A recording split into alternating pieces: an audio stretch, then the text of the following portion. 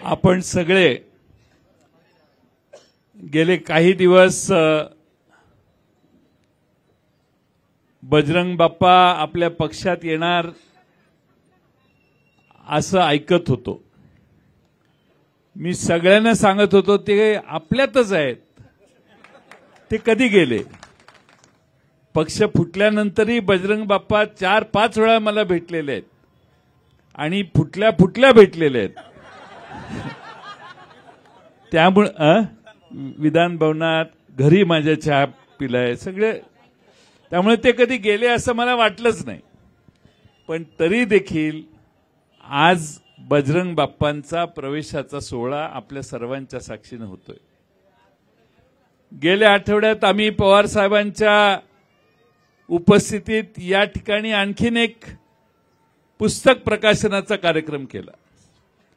नुसतं पुस्तक प्रकाशन केलं, बाकी कुछ नहीं हुआ सलीम भाई, सिर्फ बुक किसी ने लिखा उसका प्रकाशन हुआ। निलेश लंकेंनी एक पुस्तक लिहिलं, कोविड काळातला त्यांचा अनुभव, आणि निलेश लंकेंनी पुस्तक लिहिलं त्याचं प्रकाशन इथं स्टेज घालून केलं, कारण तो कार्यक्रम होता। हे आमचं पूर्वीपासूनच प्रशांत जगतापांनी लावलेला बोर्ड आहे। निलेश लंकेंनी बांध फोडलेला आहे,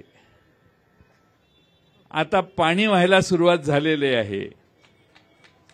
हळूहळू अनेक जण बांध फुटल्यामुळे बाहेर पडायला उत्सुक आहेत आणि म्हणून आज बजरंग बाप्पांच्या प्रवेशाला जास्त महत्त्व आहे।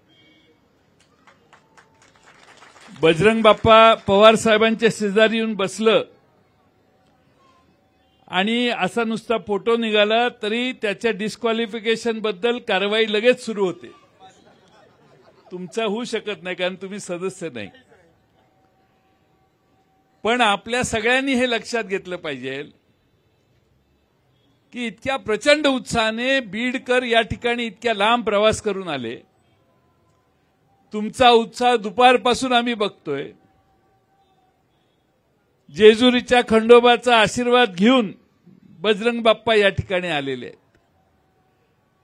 आपण सगळे त्यांचे समर्थक म्हणून नाही तर राष्ट्रवादी काँग्रेस पक्ष, शरदचंद्र पवार या पक्षाचे कार्यकर्ते म्हणून या सोहळ्याला आज उपस्थित आहात।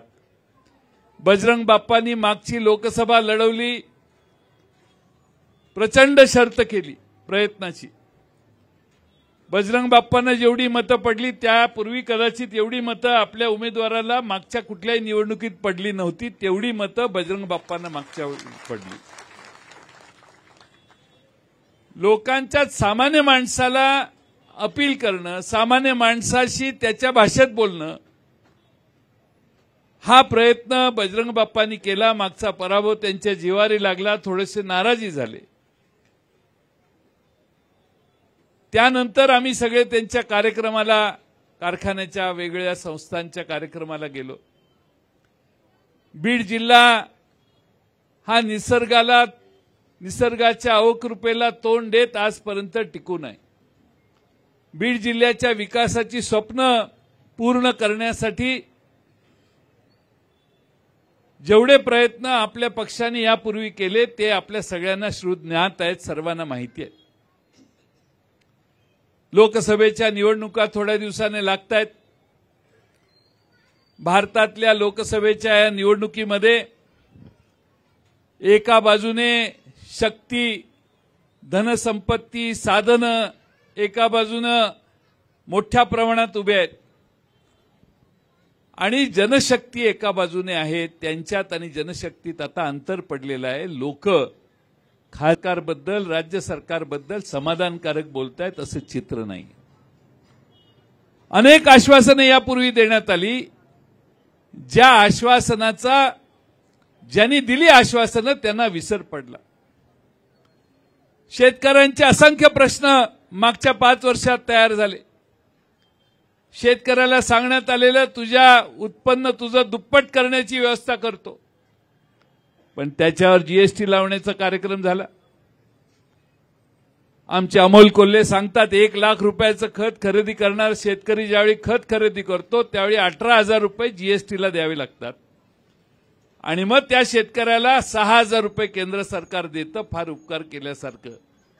आणि म्हणून शेतकऱ्याच्या एका खिशातनं 18,000 रुपये काढायचे आणि दुसऱ्या खिशात 6,000 रुपये द्यायचे, हे महाराष्ट्रातल्या आणि भारतातल्या शेतकऱ्याला बऱ्यापैकी कळलेलं आहे. महागाई किती वाढलेली आहे, बेकारी किती वाढलेली आहे, तो आजचा सभेचा विषय नाही, तो प्रचाराचा विषय. पण यामुळे भारतातली जनता त्राग्यात आहे. प्रचंड त्याच्यावर भडीमार होतोय, तो जाहिरातींचा होतोय. मी निवडणूक आयोगाचे आभार मानेन की त्यांनी निवडणूक आयोगाची आचारसंहिता जाहीर केली. त्या क्षणापासून आता जाहिराती थांबलेल्या आहेत. टीव्हीवर बघणाऱ्याला आता जाहिरातीत वेळ घालवावा लागत नाही. आता सिरियल बघायला आमच्या माता भगिनी मोकळ्या झालेल्या आहेत, नाहीतर सिरियलच्या मध्येच सारखं यायचं, त्यामुळं लोकही कंटाळायला लागलेली होती. त्यामुळे एका बाजूनं भारतातल्या जनतेमध्ये रोष आहे. इलेक्शनचे निवडणुकीचे पडगम वाजायच्या आधीपासून कोर्टात एक केस होती. इलेक्ट्रॉल बॉन्ड नावाने वेगवेगळ्या देशातल्या कंपन्यांच्याकडून सरकारने वेगवेगळ्या पक्षांनी देणग्या घेतल्या. सुप्रीम कोर्टाने सांगितलं कुणी कुणाला किती देणग्या कधी दिल्यात हे जाहीर करा. केंद्र सरकार प्रचंड आटापिटा करत होती माहिती न देण्याचा. मी या देशाच्या सुप्रीम कोर्टाच्या चीफ जस्टिस आणि त्यांच्याबरोबरच्या सहकाऱ्यांचे आभार मानेन की त्यांनी या देशातल्या मनातला निकाल दिला आणि पुन्हा पुन्हा स्टेट बँक ऑफ इंडियाला सांगितलं की लवकरात लवकर माहिती जारी करा. देशात कुठल्या कंपनीने कुणाला पैसे कर्ज रोखे दिले किंवा बॉन्ड दिले हे तुम्ही जाहीर करा. हळूहळू देशात कसे कुणी कशासाठी पैसे दिले, कुठल्या पक्षाला दिले, आता पुढे आलेलं आहे.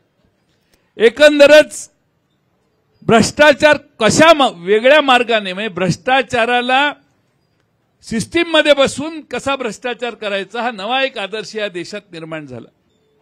आणि म्हणून आपल्या सगळ्यांना या देशातल्या सामान्य जनतेला वाटतंय की आमचं कर्ज माफ नाही झालं. आपल्या सर्वांचे आदरणीय नेते पवार साहेब यांनी देशात कर्जमाफीचा निर्णय 2005, 6, 7 साली घेतला.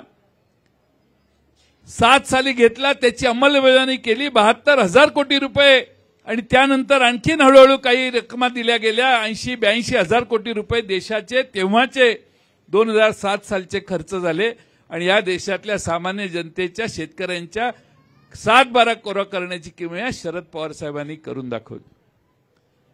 मागच्या 10 वर्षात काय झालं? 25 लाख कोटी रुपयाचे खाजगी कंपन्या, मोठमोठ्या धनिकांना कर्जमाफी झाली. पण भारतातल्या शेतकऱ्याला, शेतमजुराला कर्जमाफी करण्याची दानच झाली नाही. हे सगळे विषय आपण बोलू. पण आज बीडमधून तुम्ही आलाय आणि बीडमध्ये सगळ्यात जास्त शेतकऱ्यांची संख्या आहे. आत्महत्याग्रस्त भागातला हा तुमचा सगळा मराठवाड्यातला हा भाग आहे की जिथं शेतकऱ्यांच्या आत्महत्यांचा वेग सध्याचं राज्य सरकार आल्यापासून वाढलेला आहे. आणि म्हणून आपल्याला या सगळ्याविषयी लोकांच्या जनमत जागृत करण्याचं काम करायचं आहे. आणि म्हणून राष्ट्रवादी काँग्रेस पक्ष, शरदचंद्र पवार या पक्षाची ताकद वाढवण्यासाठी आम्ही सगळे आज प्रयत्न करतोय. मी बजरंग बाप्पांचं मनपूर्वक स्वागत करतो. मागची निवडणूक लढवली त्यावेळी पवार साहेबांनी त्यांना तिकीट दिलं आणि विश्वासार्थ ठरवण्याचा काटोकाट प्रयत्न त्यांनी केला. आज पुन्हा एकदा पक्षाच्या व्यासपीठावर पवार साहेबांचा आशीर्वाद घेऊन ते आज या ठिकाणी पुन्हा पक्षात कार्यरत होत आहेत. आम्हाला पक्षात पवार साहेबांना नव्या तरुण नेत्यांची गरज आहे आणि त्या सगळ्या तरुणांना एकत्रित करण्याचा प्रयत्न पवार साहेब करतायत. आणि तो प्रयत्न करत असताना जे नवीन चेहरे येतील, जे तरुण काम करू इच्छितात, ज्यांना जिथं ज्या स्तरावर काम करायचंय तिथं काम करण्याची संधी देण्याचा पवार साहेबांचा मानस आहे. आणि म्हणून आपल्या सगळ्यांचं स्वागत करताना, बजरंग बाप्पांचं पक्षात स्वागत करताना मला मनापासून आनंद होतोय. आज पवार साहेबांच्याकडे महाराष्ट्रात सगळीकडे बघितलं जातं, ते एका वेगळ्या आशेने बघितलं जातं. पवार साहेबच या देशातली बाजू पलटू शकतात, बाजी पलटू शकतात, ही धारणा सामान्य माणसाची आहे. आणि म्हणून पवार साहेबांच्यावर महाराष्ट्राच्या जनतेचा प्रचंड विश्वास आहे, देशातल्या जनतेचा देखील प्रचंड विश्वास आहे. आणि त्या विश्वासाने आपण सगळे काम करू, हातात हात घालून आपण काम करू. मला खात्री आहे की बीड जिल्ह्यातल्या आमचे जयसिंगराव गायकवाड साहेब काही कारणाने येऊ शकले नाहीत, बाकीचे जवळपास सगळे प्रमुख नेते या ठिकाणी उपस्थित आहेत. त्या सगळ्यांची मला अपेक्षा आहे, येणाऱ्या लोकसभेच्या निवडणुका ताकदीने लढवू, तळागाळात जाऊन आपण सगळे काम करू. आपण प्रचंड मोठ्या ईर्षेनं काम करायला लागलो तर मला खात्री आहे की बीड जिल्ह्यामध्ये आपला लोकसभेचा खासदार होऊ शकतो. अशक्य जगात काहीही नाही.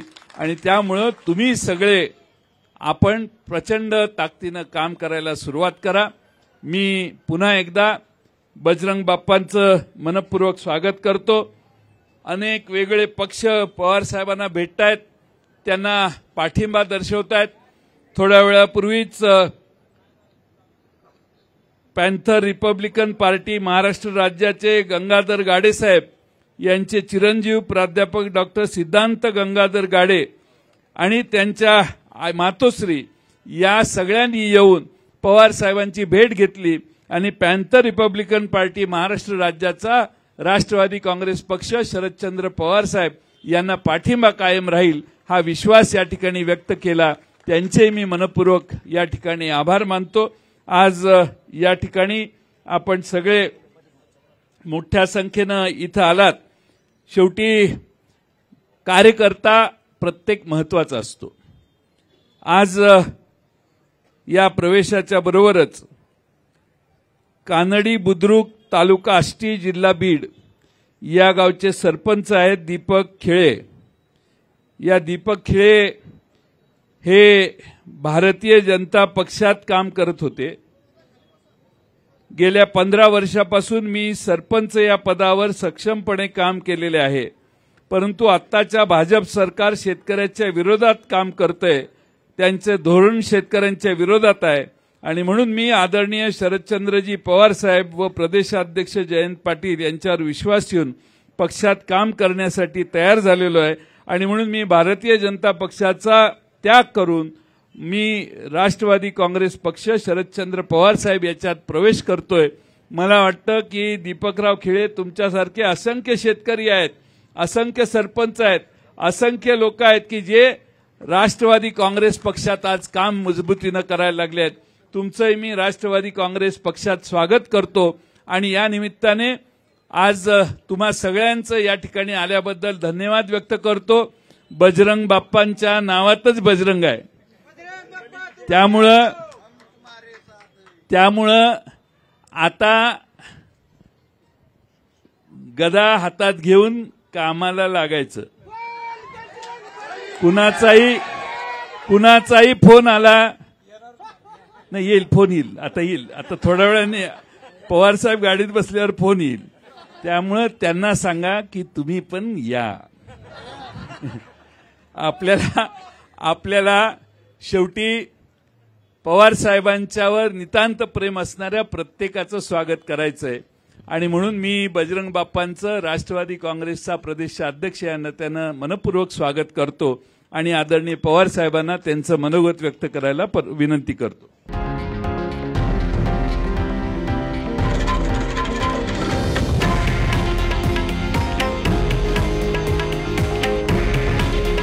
हे आहे देशातील नंबर 1 न्यूज नेटवर्क आणि आपण पाहत आहात TV9 मराठी.